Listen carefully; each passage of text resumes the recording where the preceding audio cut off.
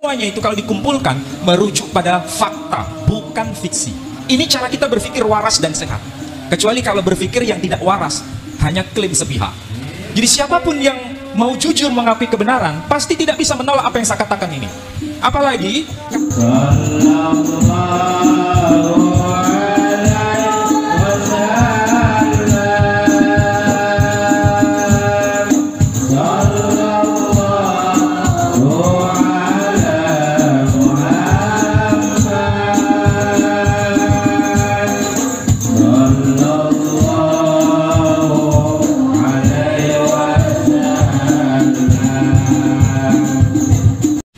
Assalamualaikum warahmatullahi wabarakatuh. Alhamdulillah rabbil alamin. Asyhadu an la ilaha illallah wahdahu la syarika lah wa asyhadu anna Muhammadan abduhu wa rasuluh la nabiyya ba'dah. Terima kasih atas kehadiran saudara-saudara sekalian, karena pada hari ini kami dari Yayasan Pembina Mu'allaf At-Tauhid menerima tamu-tamu yang tentu saja membuat heboh Indonesia. Tamu-tamu ini kami terima dengan tangan terbuka. Siapapun yang datang ke Geraha Mu'allaf kami terima semua. Ada yang muslim, ada yang non-muslim. Datang bertamu kepada kami akan terima. Siapapun yang datang. Kebetulan saat ini yang datang adalah dari saudara-saudara yang asal dari Trah Wali Songo. Seandainya dari kalangan Ba'alawi datang ke sini, kami juga akan terima. Prinsip dasar yang dikembangkan oleh Geraha Mu'allaf adalah kajian akademik. Dan itulah semangat yang harus menjadi panduan kita. Membela kebenaran, bukan membela pembenaran. Dan dalam konteks ini, alhamdulillah ada datang Tubagus Mogi yang ada di sebelah kanan saya. Kemudian Sayyid Tengku Mudakari. Kemudian beliau yang baru saja berbicara kepada kita dengan berbagai data-data terbaru, yang tentu saja itu menjadi renungan kita bersama, yakni beliau yang dikenal dengan nama Kiai Haji Imaduddin bin Usman Al-Bantani. Kemudian ada juga Kiai Pleret atau Gus Fuad Pleret yang senyumnya membuat kita semakin terkesima. Dan juga Kiai Nur Ikhya yang sangat halus bahasanya, sangat santun tutur katanya, yang membuat kita sangat sulit untuk menolak apa yang beliau katakan. Kemudian Gus Fakih Al-Muqaddam katanya. Mudah-mudahan ini menjadi penyemangat. Setiap orang itu punya karakter, tapi karakter masing-masing orang itu sebetulnya bermuara dari hati. Dan sebenarnya dia bicara dalam konteks kebenaran atau dalam konteks bukan kebenaran, itu bisa dideteksi. Dan saya kira kita semua punya itu. Nah, masalahnya apakah yang tadi beliau katakan itu manipulasi atau tidak? Pasti dan pasti orang yang cerdas dan waras bisa membuktikannya. Nah, saudara-saudara sekalian, saya tidak akan menjelaskan secara detail apa yang telah diuraikan oleh beliau-beliau tadi. Saya hanya ingin mengetuk hati kita semua bahwa untuk membuktikan kebenaran itu tidak cukup dari klaim sepihak. Ini sering saya ulang. Untuk membuktikan kebenaran itu bukan pada dokumen sepihak atau dokumen internal, tapi harus dokumen eksternal. Itu minimal yang harus kita pahami. Mereka Islam monggo. Mereka nyambut kaitan mereka monggo, enggak kita kan. Tapi lek kene kon nyembah ya sepurone. Lek nek kene kon hormat teman-teman kon manut ya sepurone. Lek nek kon melok-melok ya sepurone. Melok apane? Melok kemajuan negarane wong maju kene. Melok makmure ya luweh makmur kene. Halo. Melok bacaan Qur'ane wong bolak-balik MTQ tingkat internasional, sing menang duduk Yaman, sing menang Indonesia, berarti fasek ini toh. Ini apa melok kono? Halo. Iki kudu diumbah. Ra diumbah ngene. Katut ae. Allahumma shalli ala sayyidina Muhammad. Nyuwun sewu, ideologi negara mriko niku Bu, Yaman Selatan, madhab agamanya Syiah, partainya Syuu'i komunis. Boten kudu manut mriko, wong mriko komunis. Apalagi dalam konteks yang sesama. Kita mulai dari tokoh yang tentu saja ini penting. Tapi sebelumnya saya ingin garis bawahi, agama yang ada di sekitar kita, sumbernya itu bila berasal dari sumber yang satu, pasti pesannya itu seragam. Apa buktinya? Muslim mengenal istilah salam, arti harfiahnya damai sejahtera. Nasrani dan Yahudi mengenal istilah shalom, arti harfiahnya damai sejahtera. Kalau kita lihat ajaran Hindu mengenal istilah Shanti, Om, Shanti, Shanti, Shanti, Om, arti harfiahnya damai sejahtera. Buddha kita kenal dengan istilah Shadu, Shadu, Shadu, arti harfiahnya damai sejahtera. Agama Konghucu dan Tao berbahasa Mandarin mengenal istilah Shancai, Shancai, Shancai, arti harfiahnya damai sejahtera. Jangan diplesetkan jadi Shinchan ya, Shancai. Coba perhatikan itu dengan perenungan yang dalam. Mengapa muncul istilah salam, shalom, Santi, Sadu, Shancai? Membuktikan bahwa sumber agama itu merujuk pada zat yang mutlak yang satu itu dalam bahasa yang berbeda.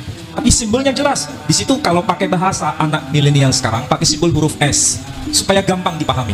Ini menandakan kalau sebuah agama, sebuah ajaran menyimpang dari ajaran yang menebarkan damai sejahtera, patut dicurigai apa itu sebenarnya yang diajarkan. Jadi semangat agama ke sana sebenarnya. Nah, dari sisi ini kita mulai lihat tokoh yang sering kita kenal. Kita mulai dari Al-Quran saja sebagai bukti internal. Karena kita Muslim pasti nahnu abna'ud dalil. Kita ini putra-putra orang berdasar pada dalil. Apa yang dikatakan Quran? Ibrahim berkata, dan itu ditegaskan dalam Al-Quran. Alhamdulillahilladzi wahabali 'alal kibari Ismaila wa Ishaqa inna rabbi lasami'ud du'a. Segala puji bagi Allah yang menganugerahkan kepadaku di masa tua, yakni Ismail dan Ishak. Ini tercantum di surah Ibrahim. Perhatikan itu baik-baik. Bukan bermaksud saya menggurui beliau, tapi ini coba kita resapi maknanya. Kenapa tercantum di surah Ibrahim menjelaskan Ismail dan Ishak? Ini dikuatkan dengan bukti eksternal. Sekali lagi, siapapun yang berhujjah hanya berdasarkan bukti internal cukup berlaku bagi kelompoknya sendiri. Tidak perlu memaksa kelompok lain. Tapi kalau ingin diakui sebagai hujjah yang kuat, maka hadirkan bukti eksternal itu. Bagaimana bisa dibuktikan data eksternal?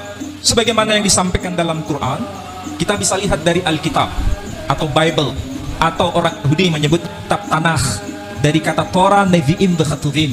Dalam kitab itu disebutkan, tentu bukan dalam bahasa Arab, disebutkan apa? Bnei Avraham, Yitzhak, wa Ismail. Anak-anak Ibrahim ialah Ishak dan Ismail. Ini sudah menjadi bukti. Ada bukti eksternal. Maka bagaimanapun caranya, kebenaran itu semakin terungkap bahwa ini bukan tokoh fiktif Ibrahim itu. Karena ada bukti eksternal. Nama Ibrahim asalnya dari kata Abram. Jadi nama aslinya itu Abram. Abram ben Terah ben Nahor. Kemudian berubah namanya menjadi Abraham. Quran sendiri boleh membaca dengan nama Ibrahim. Makanya salah satu qiraah sab'ah ayat yang berbunyi Bismillahirrahmanirrahim wa idh yarfa'u Ibrahimul qawa'ida minal baiti wa Ismail Rabbana taqabbal minna innaka antas sami'ul alim. Jadi boleh dibaca Ibrahim, boleh dibaca Ibrahim. Ini kalau kita kaji dari sisi linguistik, dirosah lisaniyah atau kajian kebahasaan. Dari Abraham menjadi Ibrahim itu ada lompatan. Maka supaya tidak melompat perlu mediator, bahasa yang menjadi pengantar dari perubahan bahasa Arab ke bahasa Ibraninya atau sebaliknya.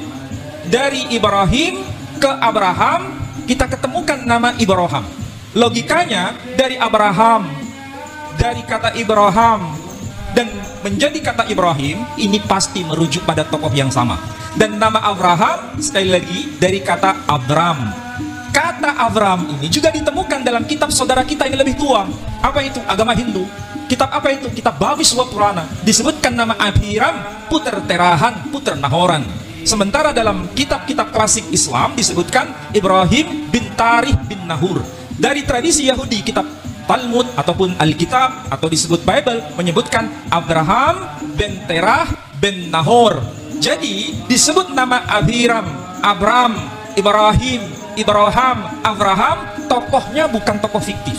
Karena apa? Ada data-data yang lengkap, bukan sekedar data internal tapi data eksternal. Ada data yang lebih senior, ada data yang lebih terakhir. Semuanya itu kalau dikumpulkan merujuk pada fakta, bukan fiksi. Ini cara kita berpikir waras dan sehat. Kecuali kalau berpikir yang tidak waras, hanya klaim sepihak. Jadi siapapun yang mau jujur mengakui kebenaran pasti tidak bisa menolak apa yang saya katakan ini. Apalagi kalau dihubungkan dengan tradisi yang lebih luas lagi. Tadi sudah disinggung, misalnya apa betul Bani Jawi itu ada kaitan dengan Ismail, ada kaitan dengan Ibrahim. Ternyata data ini juga dikenal dalam historiografi Nusantara sendiri. Tokoh Aji Saka itu bukan hanya diakui di kalangan orang Jawa, orang Sunda juga mengenal itu, Aji Saka. Kalau di Jawa menyebutnya Aji Soko, di Madura juga mengenal itu, nama tokoh itu. Dan kalau yang manuskrip yang Jawa menyebutkan bahwa orang Jawa itu dikenal dengan sebutan Bani Jawi, tapi dalam makna sempit, bukan dalam makna lebih luas. Dan disebutkan wayahipun Nabi Ismail. Itu perlu dibahas sebetulnya.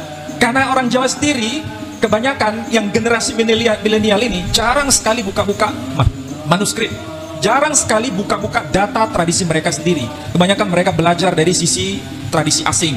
Nah, berkaitan dengan itu, maka perlu namanya penyadaran bahwa negeri kita ini jangan sampai kita buta dengan sejarah kita sendiri. Saudara-saudara yang generasi muda punya kewajiban untuk menelusuri kembali kekayaan budaya kita, artefak kebudayaan kita itu begitu luar biasa. Maka inilah waktunya bagi saudara-saudara untuk merefleksi diri. Dan Kiai Imaduddin Al-Bantani sudah memberikan semacam preambul bagaimana cara mengkaji data itu secara baik. Ada plus minus itu pasti, tetapi bukan berarti kita ini tidak mau baca. Masalahnya masyarakat kita ini tidak mau baca. Bahkan sebelum mendengar sudah a priori. Bahkan karena terlalu tradisi itu begitu mengakar lama, sehingga ketika menemukan sesuatu informasi yang sepertinya asing dianggap sebagai yang salah. Akibatnya apa? Ini doktrin. Agama itu tidak hanya dalam konteks doktrin, tapi juga pertanggungjawaban ilmiah. Saya yakin saudara-saudara yang ada di depan saya dan para ulama yang ada di samping kanan dan di samping kiri saya ini punya kewajiban moral untuk memberikan penyadaran kepada anak-anak muda, kepada bangsa besar ini, supaya beragama bukan sekedar doktrin, apalagi halu, itu sangat-sangat tidak berkenan. Maka yang penting adalah bagaimana beragama dengan pertanggungjawaban moral, sehingga menjelaskan Islam itu dengan cara yang benar, menjelaskan Islam itu dengan cara yang benar-benar akademik, dari bukti internal dan bukti eksternal. Itu minimal.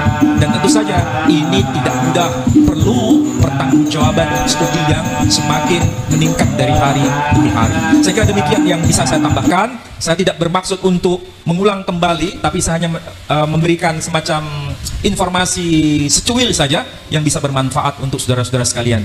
Saya kira demikian. Wassalamualaikum warahmatullahi wabarakatuh. Waalaikumsalam warahmatullahi wabarakatuh.